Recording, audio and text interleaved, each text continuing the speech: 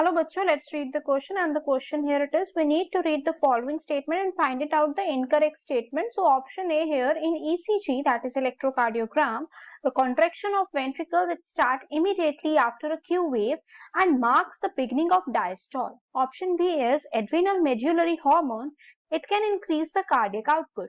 Option C is high blood pressure, it could lead to heart disease, it also affect vital organs like brain and kidney. Option D is ventricular systole, increases the ventricular pressure that could cause the closure of tricuspid and bicuspid valve, which is due to a tamped back flow of blood into the artery.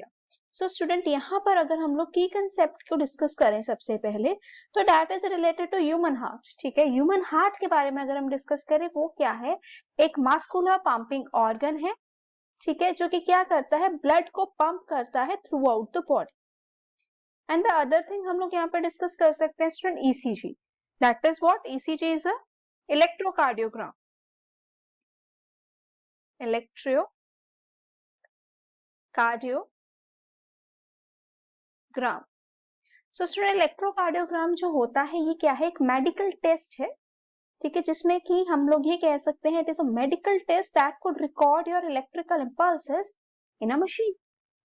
So let's move further. अगर हम one by one option पे जाते हैं, तो जो first option है student यहाँ पर, उसको अगर हम डिस्कस करते हैं ना, तो जो कॉन्ट्रैक्शन होती है student, the contraction here it is of ventricles. Ventricles की जो कॉन्ट्रैक्शन होती है, या हम इसको एक और वर्ड दे देते हैं, दैट इज वेंट्रिकुलर सिस्टोल.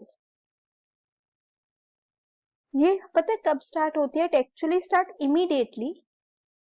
ये इमीडिएटली जो है स्टार्ट हो जाती है after the Q wave. After Q wave, but this marks as a beginning of. But ये जो है, ये क्या होता है, beginning of systole, not diastole. तो ये जो है ना, ये इनकरेक्ट ऑप्शन है यहाँ पे. This one here it could be incorrect statement. अब हम सेकेंड स्टेटमेंट की तरफ भी चलते हैं student. So adrenal medullary hormones जो होते हैं, एड्रीनल मेडुलरी हॉर्मोन्स जो होते हैं, they can increase cardiac output. They could increase here a cardiac output. That is a true statement.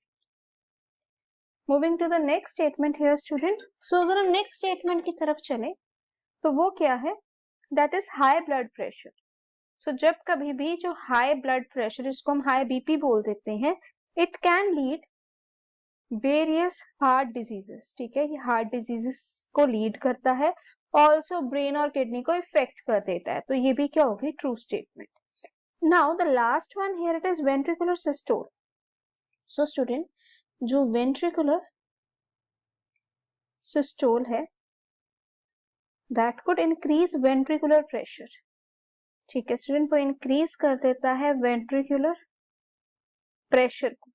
And जब वेंट्रिकुलर प्रेशर जो है वो इंक्रीज होता है स्टूडेंट, तो वो क्या कॉज कर देता है, it could cause that there must be a closure of tricuspid and mitral valves. Tricuspid or mitral valves, or we could say that bicuspid valves and bicuspid valves. So it could prevent the backflow. So ये भी जो होगी true होगी. तो यहाँ पर correct option क्या है स्टूडेंट, इनकरेक्ट बतानी थी option A. Hope it is clear. Thanks for watching.